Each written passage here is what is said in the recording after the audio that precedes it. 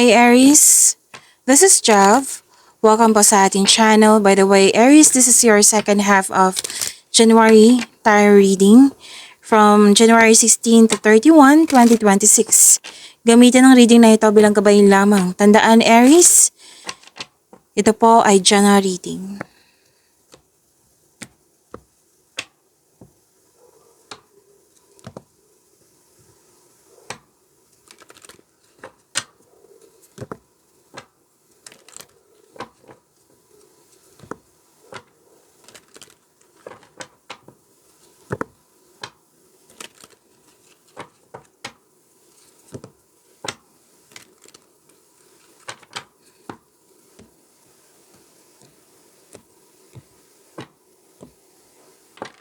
Okay.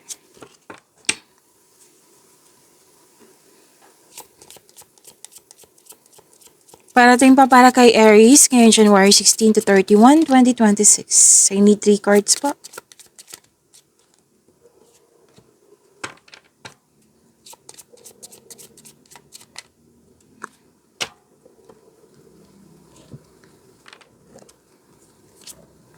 Oh, wow. Aries. Parati itong lumalabas sa iyo, Aries, like yung mensahe, even sa tarot cards nyo, kung parati kayong nanonood dito, Aries, like yung sinabi na magaling ka sa mga ginagawa mo. Magaling ka na leader, magaling ka sa mga ginagawa mo. Maraming naniniwala sa iyong galing at talino. Marami ka nang napatunayan. Maraming positive contribution. Yan.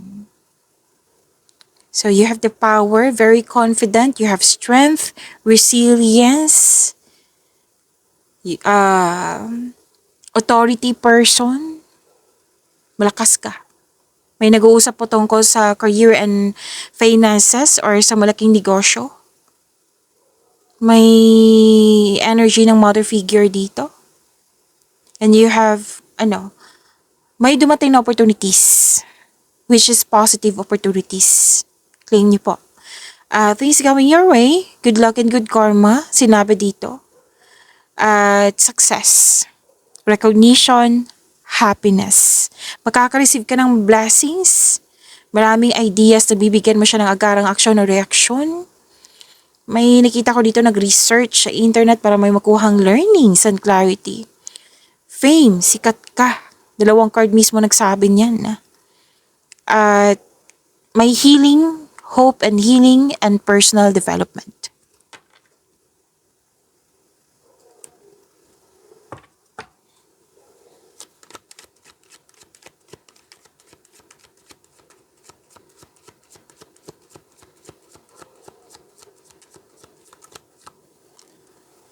Okay.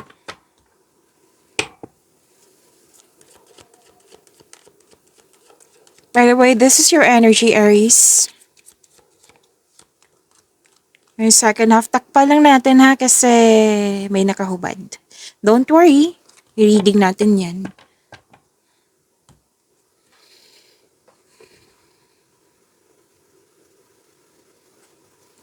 Maraming salamat po sa inyong patuloy na suporta sa mga nag-donate, sa mga hindi nag-skip ng ads. Subscribe na po kayo at click bell notification para updated po kayo sa bagong video natin. Para sa mga gusto magpa-reading po, comment po kayo ng personal reading and check my reply sa comment section. Para sa mga bago dito, paalala lang po, kung may napansin kayo na repeating message, yan po yung pinupush ng card sa inyo na kailangan yung bigyan ng atensyon, solusyon at aksyon kung maaari po. So na yung energy ni Aries.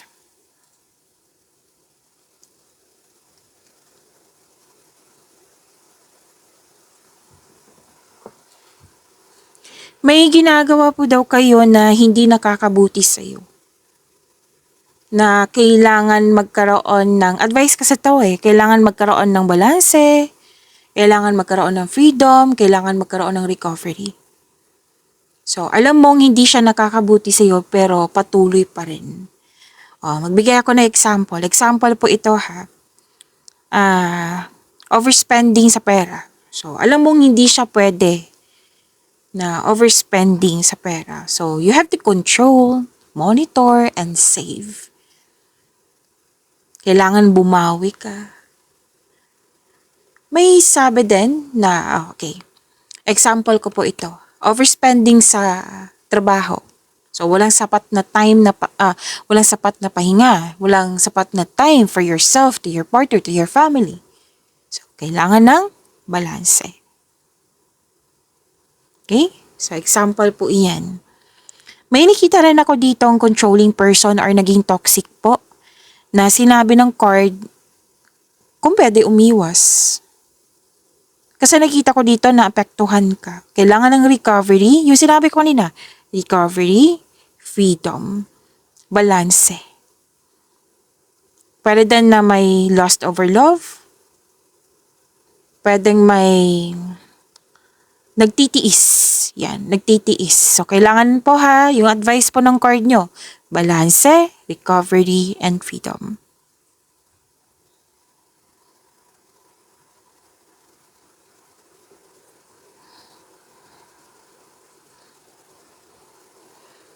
Makaka-receive ka ng love messages.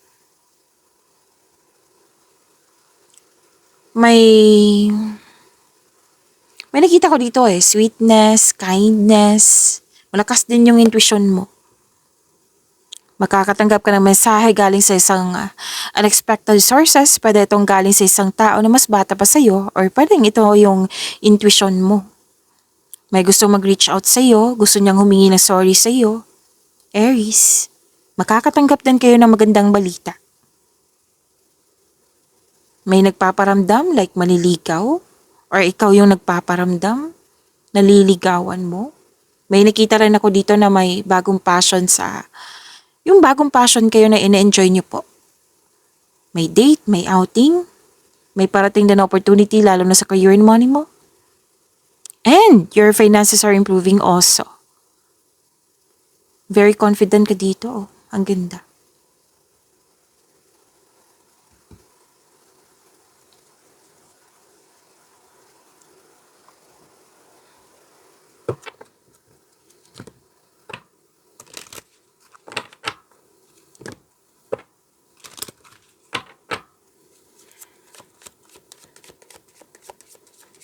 Career and money na tayo. Ay, wow. Resources. Be grateful for what you have and save something for the future. Use wisely and as needed. No, nakatanggap kayo ng malaking blessings. Which is sinabi dito kanina. Tandaan nyo? Ang ganda ng cards mo So, be grateful. I-maintain nyo po yung positive thoughts nyo. And act with clear intention, determination. Save something. So, meaning to say, save your money. Control, monitor, and save. Be grateful. May nakita ko dito yung generosity. Like, nagbigay ka ng tulong, regalo. Nagbibigayan kayong dalawa. Support. Yan. Ganda.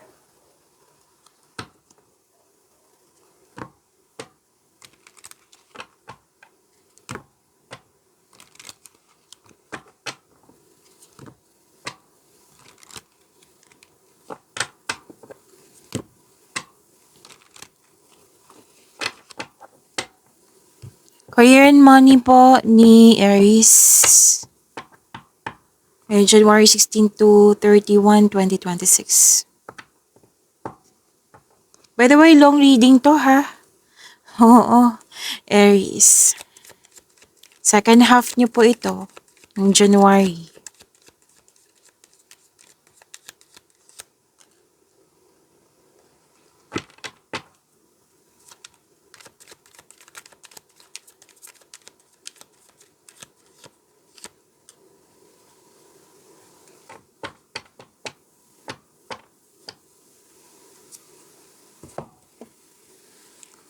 Moving forward, sa career and money na po tayo. Moving forward si Aries.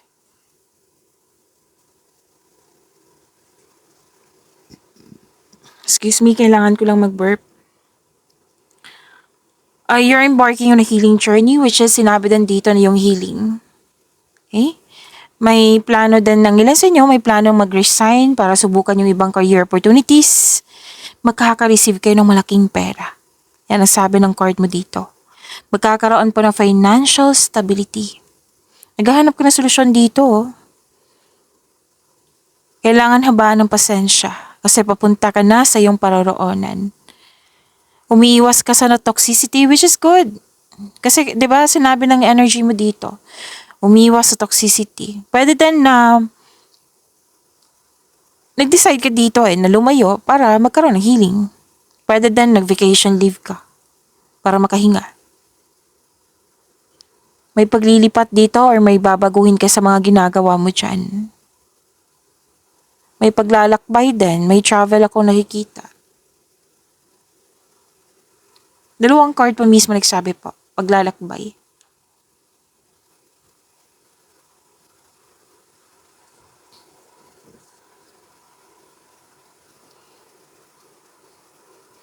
May dumating na opportunity na bibigyan mo siya ng agarang action or reaction kasi alam na alam mo yung gagawin mo. Naka-align to sa passion mo. Pero then, bibigyan mo ng action yung matagal mo ng plano, desisyon, ideas. Kasi this is a go signal also Go signal. So, kailangan i-increase yung confidence, which is, ginawa mo naman. Mabilis sumunlad yung negosyo, trabaho mo. Kasi marunong ka makinig sa iyong intuition. Humahantong ito sa pagtaas ng kita, magdadala din ito patungo sa tagumpay. So, panatilihin makinig sa inyong intuition kung maaari po.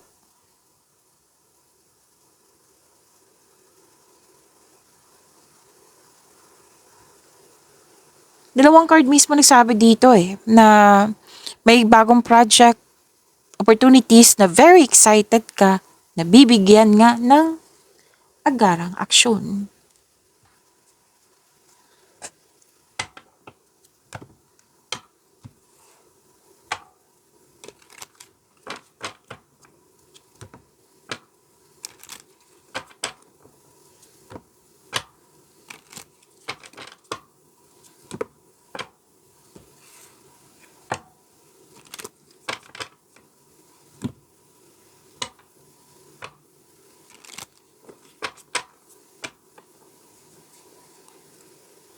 Love life, self-love, partnership, and romance ni Aries. Ngayong January 16 to 31, 2026. Aries. Love life po, parating. I need 4 cards.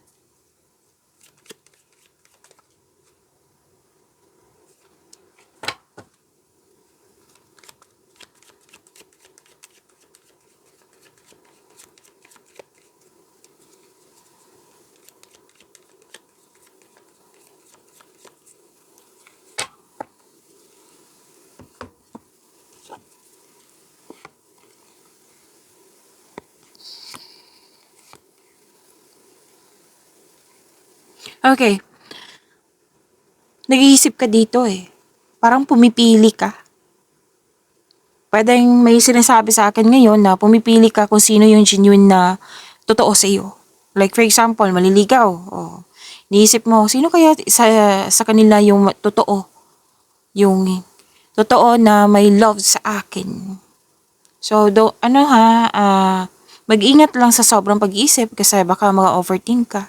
Ang ending, malilito ka na. So, don't hesitate too long. Gagawa ka ng desisyon dito May mahalagang desisyon. And ingat lang po. Yes, lalo na sa mga committed dito. Lahat kayo, single ka man. Kasi may nakita ko ditong intention ng isang tao na one night stand. Don't worry. Lahat naman tayo dito adult. Huwag kayong mag-alala. So, ingat na lang po. Siguraduhin yung tao ay talagang totoo. Lalo na't kung makipag-date kayo sa isang tao, dapat hindi siya committed. See to it na hindi siya committed. Kasi, yun nga, may One night stand ako nakikita dito. Pwedeng naalala to or mangyayari pa lang, so ingat po. And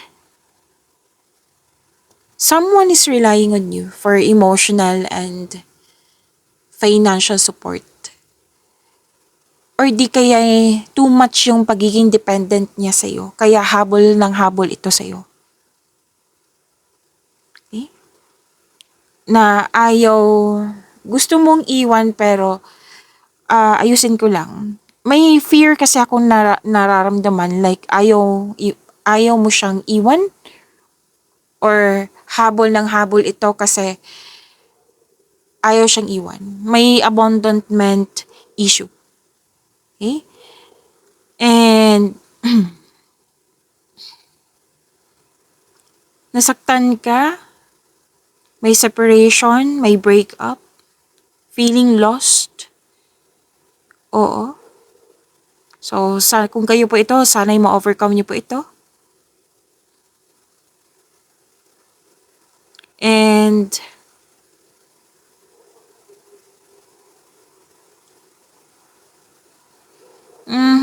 may tao kasi ding hindi totoo dito.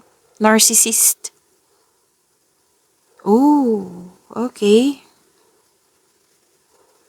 May nasaktan kasi ginamit. Yan yung sinasabi dito eh. And pwedeng hindi na nag-usap kasi may nakita kong boundaries. So kung kayo po ito, sana'y ma-overcome niyo po ito. Okay? So ingat na lang po kung hindi ito nangyari. Ingat na lang. Ingat po.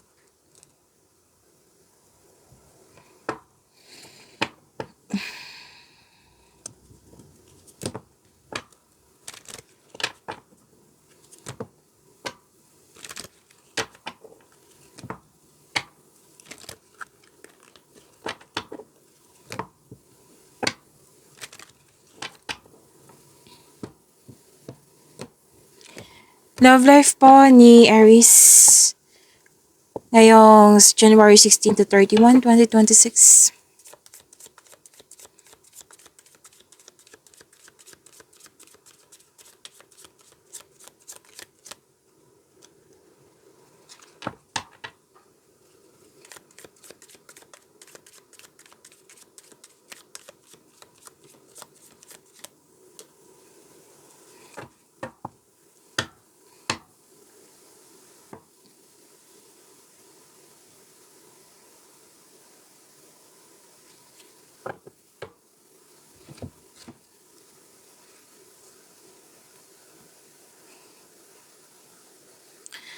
Okay, nag-stretch lang ako. Aries, okay. Balik tayo ha. May celebration. May celebration ako nakikita dito, Aries. At a special event. Masaya. May celebration, engagement, kasal, or honeymoon. May ilan dito na magsama sa isang bubong.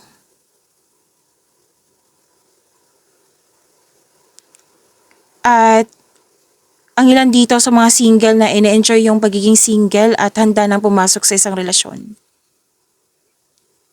Dalawang card po nagsabi dito na may celebration kasi may nangyaring abundance sa success. Single ka man, may relasyon sa buhay mag-asawa po. May nakita ko ditong buntis, fertility. Kung wala po yan, pwedeng abundance sa success po at po ito na sobrang saya mo. Yes.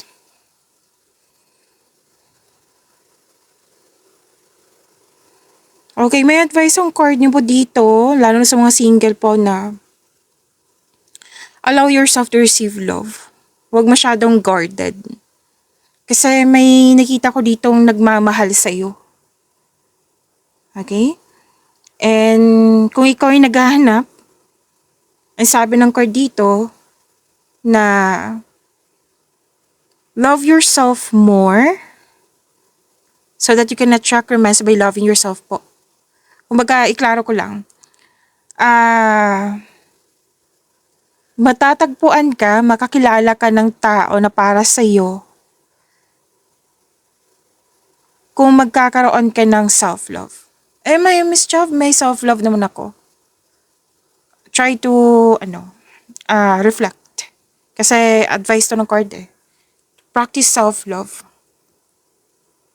Kasi kung mamahalin mo yung sarili mo, kahit hindi mo siya napansin, mapapansin ka talaga ng tao na, ito si Aries, ang ganda ng energy niya. Maganda ang ugali niya.